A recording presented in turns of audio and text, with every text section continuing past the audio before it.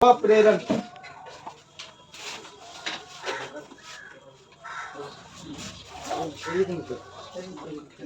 पहुंचा देता है, यहाँ सटा देता है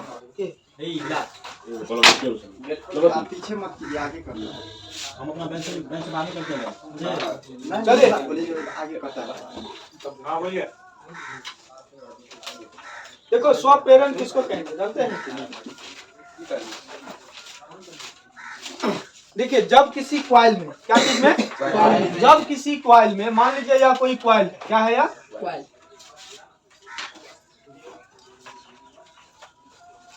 जब किसी क्वाइल में मैग्नेटिक फ्लक्स में परिवर्तन के कारण, किसके, मैग्नेटिक फ्लक्स में परिवर्तन के कारण, ठीक है, जो इसमें इंड्यूस करंट या इंड्यूस ईएमएफ का निर्माण होता है, तो उस घटना को हम लोग क्या कहेंगे? स्वप्रेरण कहेंगे। मतलब किसी क्वाइल में किनकी वजह से, किसी क्वाइल में किनकी वजह से इसमें मैग्नेटिक फ्लक्स में परिवर्तन होगा? मैग्नेटिक फ्लक्स में परिवर्तन की वजह से यहाँ क्या उत्पन्न हो जाता है बबुआ? इंड्यूस ईएमएफ या फिर इंड्यूस करंट हो जाता है। और यह इंड्यूस ईएमएफ और इंड्यूस करंट में परिवर्तन जो हो जाता है, इसी घटना को हम लोग क्या कहते हैं? सेल्फ इंडक्शन कहते हैं। क्या कहते हैं? सेल्फ इंडक्शन कहते हैं। और सेल्फ इंडक्टेंस जो होता है, इसको सूचित हम लोग किससे करते हैं? चलिए पहले लिखिए, सेल्फ इंडक्शन को पहले डिफाइन कर लीजिए, क्या है सेल्फ इंडक्शन। ठीक है, यह सेल्फ इंडक्शन है। चलिए लिखिए जल्दी से लिखिए, किसी क्वाइल में चुंबकीय फ्लक्स में परिवर्तन के कारण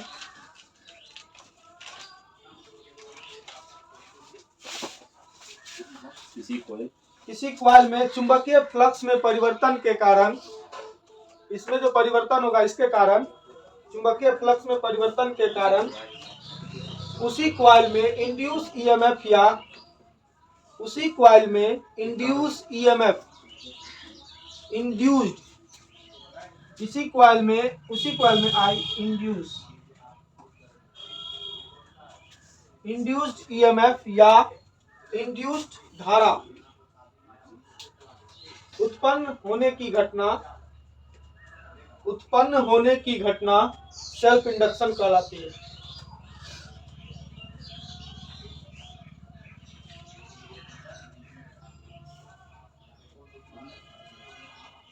घटना सेल्फ इंडक्शन कहलाती है। लिखिए, अब उसी को पैराग्राफ चेंज करके लिखिए। इसे इलेक्ट्रिकल इनर्शिया भी कहा जाता है, मतलब विद्युतीय जड़त्व का भी कहा जाता है। इसे इलेक्ट्रिकल इनर्शिया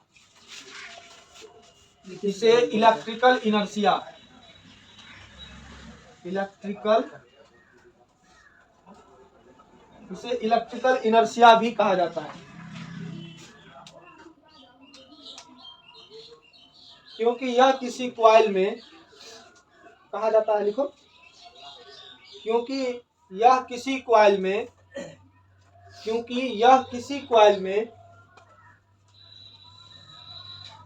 इंड्यूस्ड ईएमएफ उत्पन्न कर, क्योंकि यह किसी क्वाइल में इंड्यूस्ड ईएमएफ उत्पन्न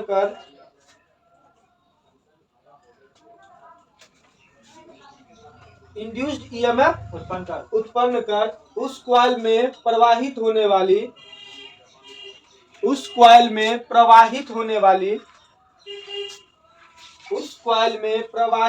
वाली धारा में कमी या वृद्धि का विरोध करती है।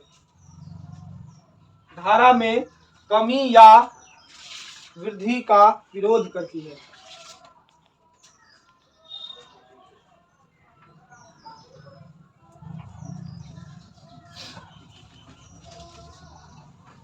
चलिए यहाँ पर देखिए, धारा में कमी या किसका विरोध करती है? वृद्धि का विरोध करती है। यदि, यहीं से देखिए, यदि फाई बराबर क्या होगा?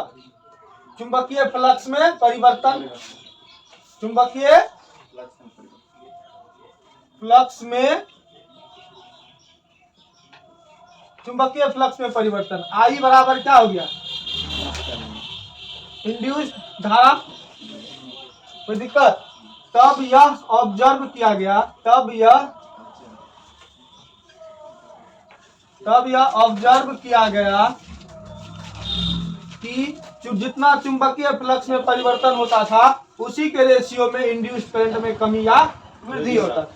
ठीक है, क्या होता था, जितना चुंबकीय फ्लक्स में परिवर्तन होता था उसी के रिस्पेक्ट में इंड्यूस्ड करंट में कमी या वृद्धि होता था। तो यहाँ देखिए, अब ये समानुपाती का सिंबल हटाएंगे तो फाई बराबर क्या हो जाएगा, इक्वल टू लाएंगे तो कोई हमको यहाँ कांस्टेंट देना होगा।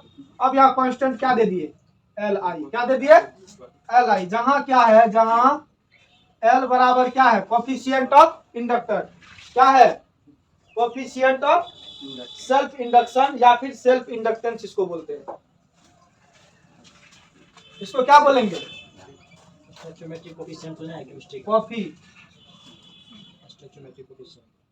कोफिशिएंट ऑफ सेल्फ इंडक्शन,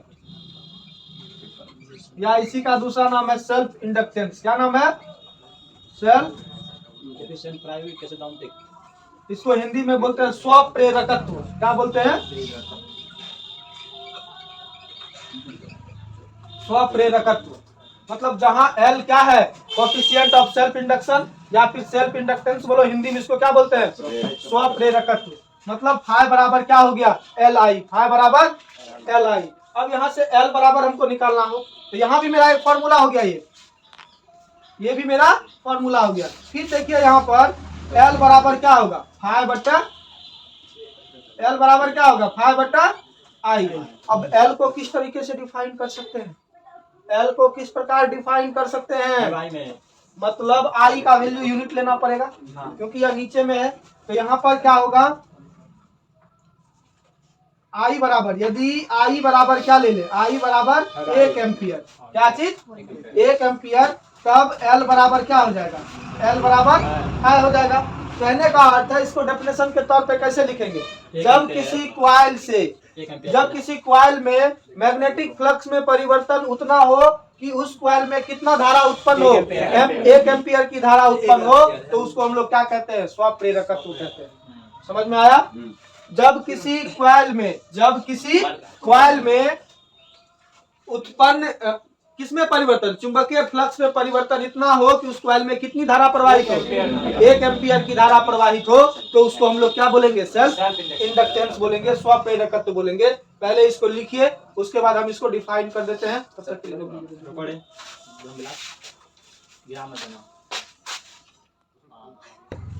अब इसको हम लोग सेल्फ इंडक्टेंस के तौर पे हम इसको कैसे डिफाइन कर सकते हैं। देखिए, सेल्फ इंडक्शन के तौर पे हम लोग सेल्फ इंडक्टेंस कैसा होता है इसको डिफाइन करते हैं। यह कब उत्पन्न होता है, देखिए, जब किसी कॉइल में मैग्नेटिक फ्लक्स के वजह से कितना एम्पियर का धारा उत्पन्न हो जाए, 1 एम्पियर का अगर धारा उत्पन्न हो जाए तो उस मैग्नेटिक फ्लक्स को क्या बोलेंगे, सेल्फ इंडक्टेंस बोलेंगे। इसी बात को लिखना है। चलिए लिखिए डेफिनेशन के तौर पे।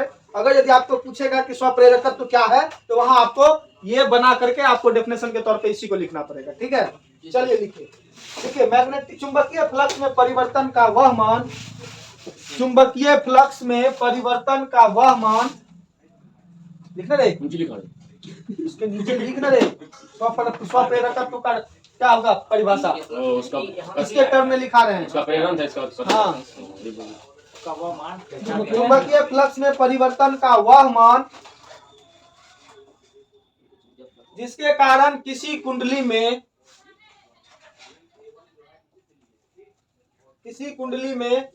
1 एम्पियर, किसी कुंडली में 1 एम्पियर, जिसके कारण किसी कुंडली में 1 एम्पियर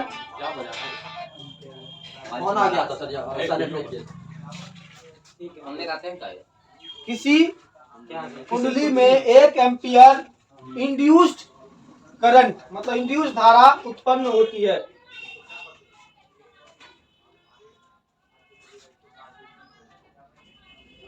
एक एम्पियर इंड्यूस्ड धारा उत्पन्न होती है, लिखे, उस कॉइल का स्वप्रेरकत्व कहलाता है, मतलब उस कुंडली का स्वप्रेरकत्व कहलाता है।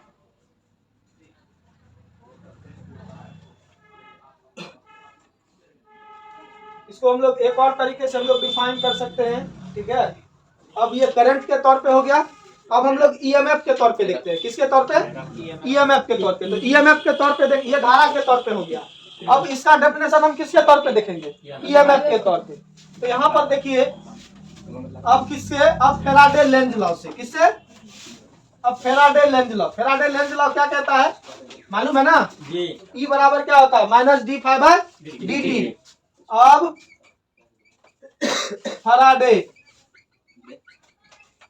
लेंज लॉ से, अब फैराडे लेंज लॉ से क्या कहता है बबुआ कि ई बराबर क्या होता है? Minus d phi upon d T.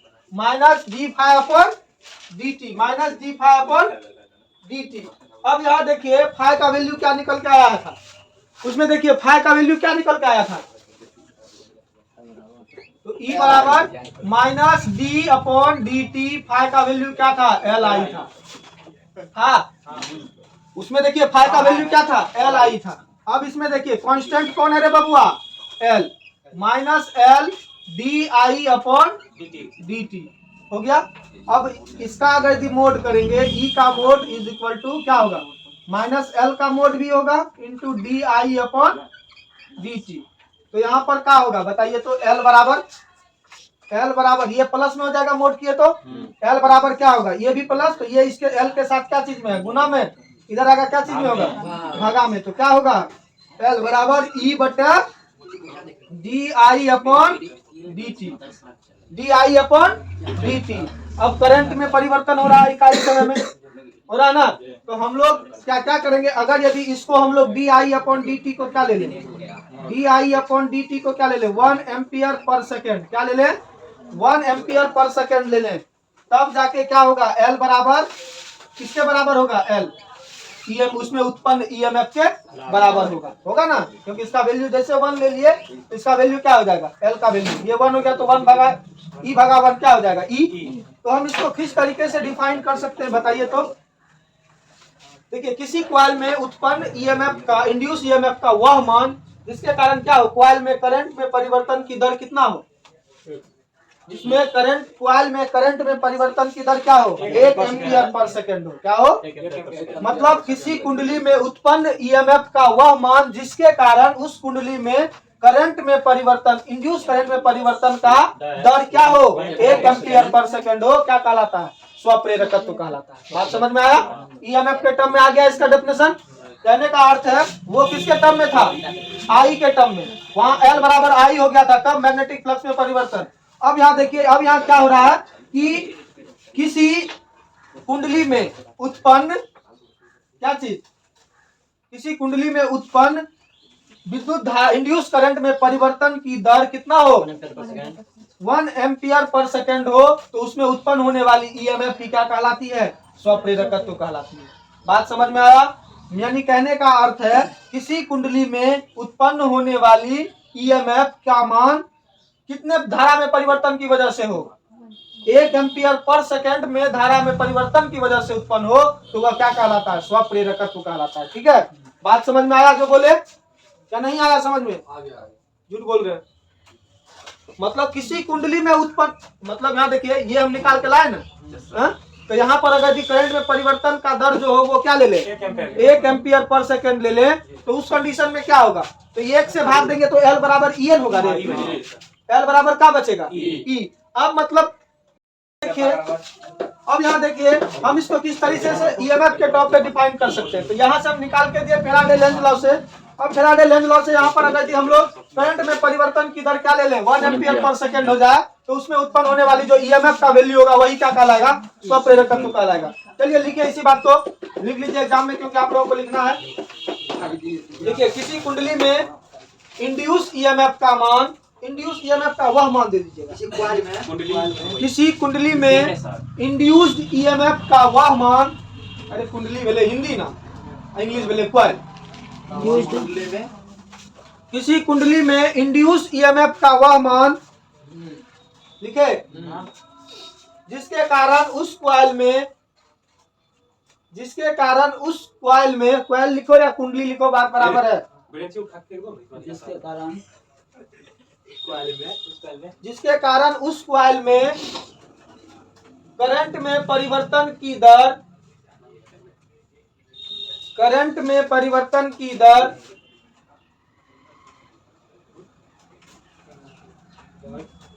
Current में परिवर्तन की दर 1 एम्पियर पर सेकंड हो, 1 एम्पियर पर सेकंड हो, उस कॉइल का सेल्फ इंडक्टेंस कहलाता है। हाँ, उस कॉइल का सेल्फ इंडक्टेंस कहलाता है।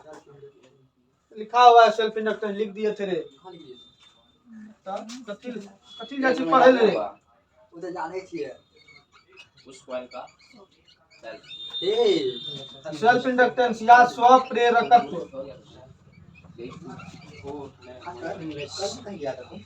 चलिए हो गया ये वीडियो में। अब आप लोग को ये थोड़ा सा एक चीज और जान लेते हैं, इसका यूनिट क्या होता है, स्व प्रेरकत्व का मात्रक क्या होता है। मात्रक को तो जरूरी है क्या, ऐसा थोड़े छोड़ देंगे। चलिए इसका मात्रक को देखते हैं, थोड़ा सा इसके मात्रक को देख लेंगे तो समझ में आ जाएगा। मात्रक और बीमा, चलिए इसका एसआई यूनिट जानते हैं।